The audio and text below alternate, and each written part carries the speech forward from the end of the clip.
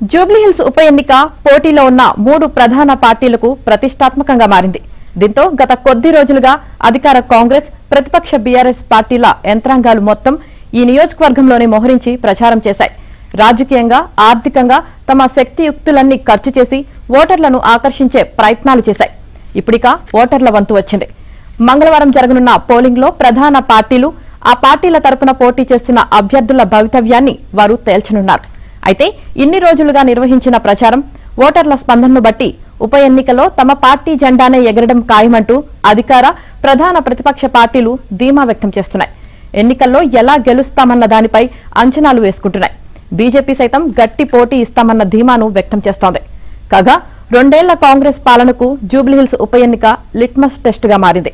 Cantonment మినహా హైదరాబాద్ జిల్లాలో కాంగ్రెస్ పార్టీకి ప్రాతినిధ్యం లేకపోవడంతో సీఎం రేవంత్ రెడ్డి ఈ ఉప ఎన్నికను ప్రతిష్టాత్మకంగా తీసుకున్నారు.